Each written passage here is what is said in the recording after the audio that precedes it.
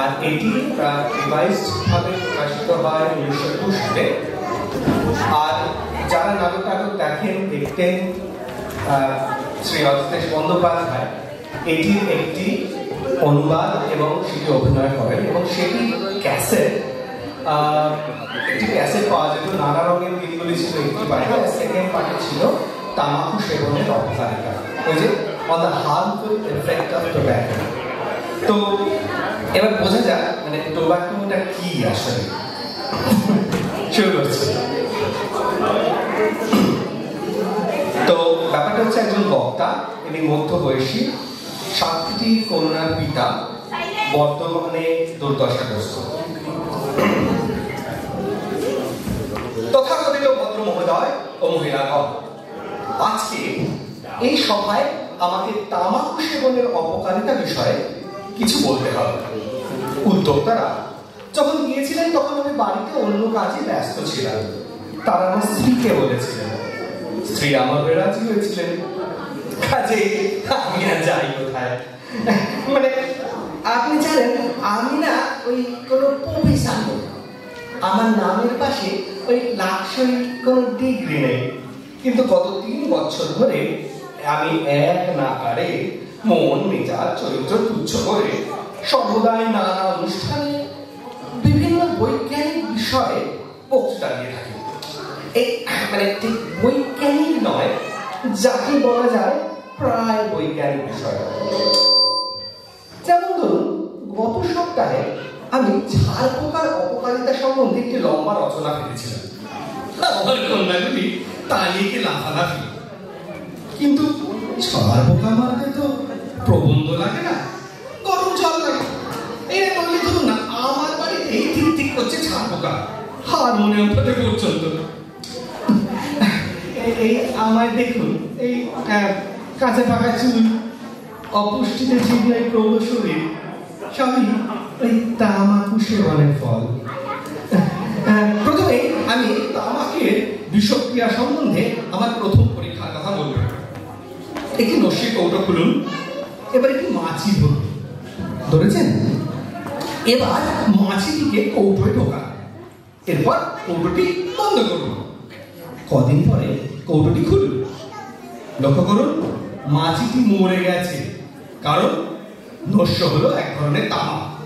তামাকের প্রভাবে মাছিটি হাত ফেল করে মারা গেল। এই হলো সংসারের নিয়ম। তামাক এক রকমের সবুজ গাছ। আমি কথা বলতে শুরু করলে আমার গা ভীষণ ঘামে, মুখ ফ্যাকাশে হয়ে যায়, এই ডান চোখটা অনবরত পিট পিট করে। আমার হার্টের গোলমাল আছে। এই গোলমালটা আমার শুরু হয় যেমন আমি নস্যি কইতে সংসারে প্রবেশ করি। যাই হোক, আমাদের কাছে সময় এতই কম এবং বলবার বিষয় এতটাই বেশি যে অবান্তর বিষয়ে কথা বলাই। বিশেষত এই কথা বলা তো নিতান্তই বাহুল্য হবে যে আমার স্ত্রী একটি মেয়েদের স্কুল চালান এবং শনি এবং রবিবার গানের স্কুল বসে। মানে ওই ঠিক গানের স্কুল নয়, যাকে বলা যায় যে প্রায় গানের স্কুল। আমি স্ত্রীর হোস্টেলের জন্য কয়লা কিনি, বাজার করি, বিছানা ছাড়ি, আটা মাখি, চাকর বাকরদের তদারকি করি, মেথরকে জল দিই, বিকেলবেলা স্ত্রী কুকুরটিকে বেড়াতে নিয়ে যায়, রাত্রিরে রুটির টুকরো দিয়ে ইঁদুরের কল পাতি, আর সপ্তাহে একদিন করে এক রুমের খাট সোজা করে গরম জল ঢেলে ছাড়বো কামারি। একটা ঘটনা বলি। কাল রাতে অর্ডার হলো 7 জন মেয়ে রুটি খাবে, সেই হিসেবে আটা মাখুন। শেষে 3 জন মেয়ে বলে রুটি খাবো না, ভাত খাবো। সকালে গোটা 15 বাসি রুটি রয়ে গেল। শুনে আমার স্ত্রী বললে ওগুলো ঘি দিয়ে ভেজে দাও, মেয়েদের টিফিন হবে। শুনে মেয়েরা বললে বাসি রুটি খাবি না। স্ত্রীর প্রেস্টিজে লাগলো, কাল তো ছাল ছাড়ে। আমায় বললে এই এত আটা কে বের করেছিল? তুমি? ঢ্যাঁড়স না, আজ দুপুরে তুমি এই খাবে। সেই রুটি খেয়ে এই অম্বল অবস্থায় আমি এই বক্তৃতা দিতে এসেছি। আমার স্ত্রী রেগে গেলে আমায় বলে ঢ্যাঁড়স, আর নয়তো হতুকি, আর নয়তো বলে পেন্টুল। আসলে আমার বিরাট ঘেরোলা একটা পুরনো পেন্টুল আছে। যেদিন দুটো ধুতি কেচে দিই সেদিন দুপুরে পেন্টুলটা পুরো ভাত টাত খাই ঘুমাই। চা করবা তোরা নিজেদের মধ্যে লুকিয়ে লুকিয়ে আমার দিকে আঙুল দেখায় আর ফুসফুস করে বলে পেন্টুল বাবু, পেন্টুল বাবু। ওই কথাটা ওদের আমার স্ত্রী ওদের থেকেই পেয়েছে। আমার স্ত্রীর মেজাজ সবসময় গরম আর আমার পিঠে সবসময় খিদে। হচ্ছিল আমাকে সে বলে, কিন্তু বারবার করলে কেউ শোনে না। লোকে খায়, খেয়ে ঠকে, তখন ছাড়তে চায়, অনুতাপ করে, কিন্তু এখন উপায় থাকে না। এটা প্রায় সংস্কারের মতো। লোকেদের কিরকম একটা ধারণা, যুবক বয়স নিজে রোজগার করছি এবার টাকা খাওয়া যায়।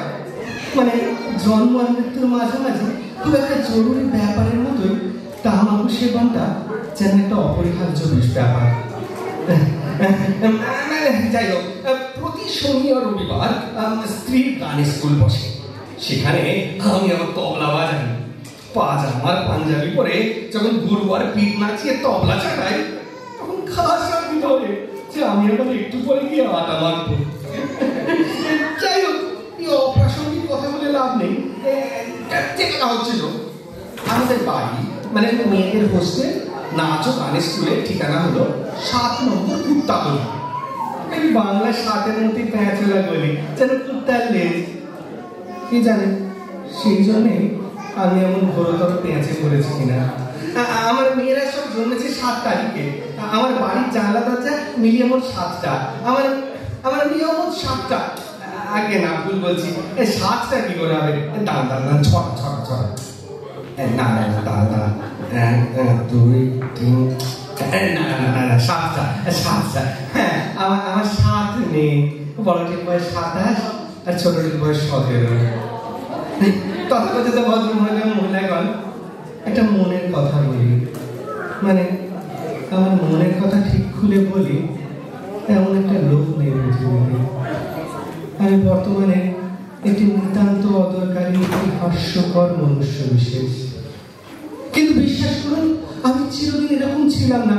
এই তো এখন বক্তৃতা দিচ্ছি, আসলে বক্তৃতাটা বাজে। আমি বক্তৃতা দিতে চাই না, আমি আর মনের কিছু কথা বলতে চাই। আসলে কি জানেন, কোথায় কিছু বলতেও চাই না, কোথায় কাঁদতে চাই। হ্যাঁ, একটা না অনেকক্ষণ ধরে ফুটিয়ে কান্না, যাতে মনটা হালকা হয়। অনেকক্ষণ যাদের বক্তৃতা শুনছেন তারা প্রায় কত সুখী, মানে মানুষ হিসেবে কোনো একটা সার্থকতা নিশ্চয়ই আপনারা খুঁজে পেয়েছেন। এই সারাদিন কাজ করে বাড়ি ফিরে স্ত্রীর কাছে একটু আদর পান, একটু সম্মান, একটু ভালোবাসা, মানে ওই একটা শরবত খা মুছিয়ে দেওয়া, কিংবা কেমন আছো তো, সারাদিন কেমন কাটলো। ছেলে মেয়েদের দিকে তাকালে আপনার মন ভরে, জীবনের কোনো একটা মানে খুঁজে পান। সবকিছুর পরেও মনে হয় ভবিষ্যতের একটা মানে আছে। কিন্তু বিশ্বাস করুন, আমি চিরদিন এরকম ছিলাম না। আমার এই বিরাট এই সংসারে একজন বিদেশির মতো আজ 33 বছর ধরে আমি সংসার করছি। সুখ আমার একদিন ছিল, মানে ঠিক সুখ নয়, যাকে বলে প্রায় সুখ, মানে সুখের মতো পুরোনো কটা বছর একসঙ্গে এক মুহূর্তের মতো কোথায় উড়ে চলে গেছে, অচেনা পাখির মতো উড়ে গেছে। কোন সিন্ধু বলে আমি জানি না। এইটা আপনাদেরকে বলেছি আমার স্ত্রী সবাই উপস্থিত আছেন। আগে হ্যাঁ, আমি যখন বক্তৃতা করি তিনি উপস্থিত থাকেন। উদ্যোক্তারা জানেন তিনি আমার সমস্ত কাজের এবং বক্তৃতার উৎসাহ ও প্রেরণা, মানে অ্যাসিড, ছাল পোকা, তামাক, সবকিছু। আপনারা হয়তো লক্ষ্য করেছেন মঞ্চের বাঁ দিকে বেগুনি রঙের শাড়িতে ঢাকা দুটি হাঁটু দেখা যাচ্ছিল। সেগুলি তার। ওই যে বললাম, আমি বক্তৃতা করতে গেলে উনি কাছাকাছি বসেন, শরীরটা থাকে আড়ালে, কেমন হাঁটু থাকে বেরিয়ে। আর সেখান থেকে নিজের ইচ্ছে না সরে গেলে কার সাধ্য তাকে তলায়। আমি বক্তৃতা শুরু করার সময় একবার দেখে নিয়েছি, এই ভয়াবহ হাঁটু দুটি অদৃশ্য হয়েছে। এর মানে এখন তিনি কোনো একটা কারণে সরে গেছেন এখান থেকে। অর্থাৎ এই কিছুক্ষণ আমি স্বাধীন এবং প্রকৃত অর্থে যাকে বলা যায় গণতান্ত্রিক।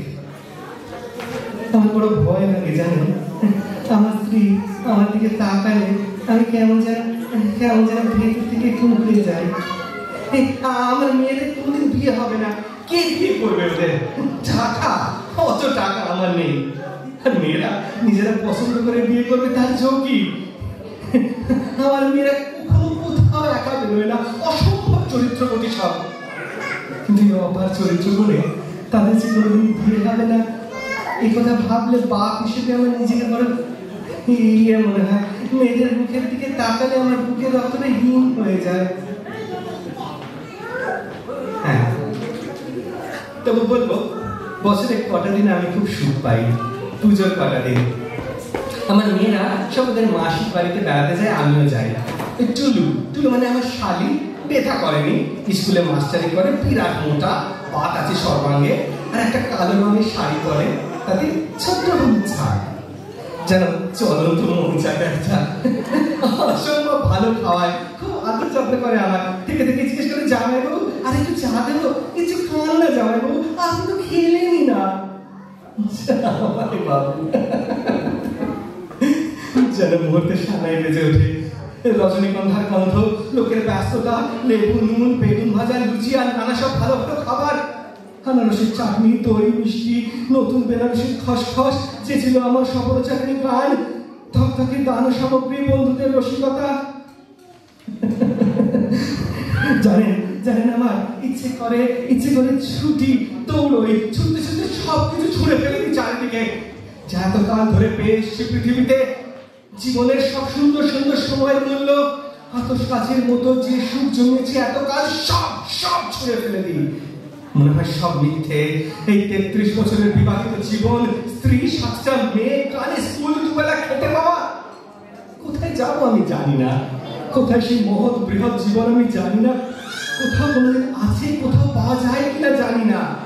যে অসম্ভব ভালো ভালো লোকেদের কথা শুনেছি, সেসব ঝাপসা কথা মনে অনবরত আনাগোনা করতে থাকে। রবীন্দ্রনাথের গান, কে রবে পরবাসে, কে রবে পরবাসে। আমি যেতে চাই, আমি পালাতে চাই, আমি ভুলতে চাই, কোথাও একটা প্রসারতার মাঝখানে গিয়ে দাঁড়াতে চাই। কেন আমি বক্তৃতা দিচ্ছি মশাই? তাতে কার লাভ? যে অসম্ভব যন্ত্রণায় আমি প্রতি মুহূর্তে পুড়ে যাচ্ছি, তার একটু আভাস পৌঁছচ্ছে আপনাদের কাছে? এই আমার চেহারার দিকে তাকিয়ে দেখুন, এই কাঁচা পাকা চুল, প্রৌঢ় শরীর, এর পরিণতি কি আমি জানি। কিন্তু তার আগে একটু সুখ, সেটা কি খুব বেশি চাওয়া? বিশ্বাস করুন, আমি সুনাম চাই না, প্রতিষ্ঠা চাই না, টাকা চাই না, আমি চাই না। ভাবতে পারেন, আমি একদিন আমি কলেজে পড়তাম, আমার বয়স কম ছিল, সেলুনে গিয়ে নাপিতের উত্তক্ত করেছি, চুলটা এরকম করে কাটার, চুলটা এই অবধি। একটা কলেজ ম্যাগাজিনে আমার একটা লেখা ছেপেছিল, আমাদের ইংরেজির হেড অফ দ্য ডিপার্টমেন্ট আমাকে দেখে বলেছিলেন, বেশ লিখেছ, লিখে যাও। অনেকে বলেছে এর চোখ দেখে মনে হয় ভবিষ্যতে বেশ কিছু একটা হতে পারে। তখন আমার চোখে যাকে বলে স্বপ্ন ছিল, অনেক আশা আকাঙ্ক্ষা ছিল। মেয়েরা আমায় দেখলে বলতো, মঞ্চের বাঁ দিকে দুটি বেগনে হাঁটু ঠেলাঠেলি করতে দেখা যাচ্ছে। অর্থাৎ আমার স্ত্রী আবার সেই চেয়ারটিতে বসলেন, আমার বক্তৃতা শুনে। যে কথা হচ্ছিল, জিজ্ঞেস করলে আপনারা দয়া করে বলবেন, আমি আপনাদের সামনে তামাকু সেবনের অপকারিতা বিষয়ক বক্তৃতাটা যথাযোগ্যভাবে দিয়েছি, এবং তাতে উনি কেমন দৃষ্টে তাকিয়ে আছেন আমার দিকে। তথাকথিত ভদ্র মহোদয় ও মহিলাগণ, বিবাহ তামাকু হলো একটি মারাত্মক বিষয় সম্পন্ন সবুজ গাছ। সবুজ রং দেখে ভুলবেন না আপনারা। আমি ভুক্তভোগী হিসেবে আপনাদের স্পষ্ট ভাষায় জানাচ্ছি, এর প্রভাবে আপনাদের বুক, গলা, ফ্যারিংস, ল্যারিংস, তথা সমস্ত জীবন বিষযুক্ত বিকল এবং পরিশেষে বিনষ্ট হয়ে যেতে পারে। তাই কদাচু তামাকু সেবন করবেন না। আমি আপনাদের আগেই বলেছি, এটি একটি সংস্কার মাত্র। একটু চেষ্টা করলে, বোধহয় একটু সজাগ থাকলেই আমার সব কথা বুঝতে পারবেন। অধিক বলা বাহুল্য মাত্র। নমস্কার।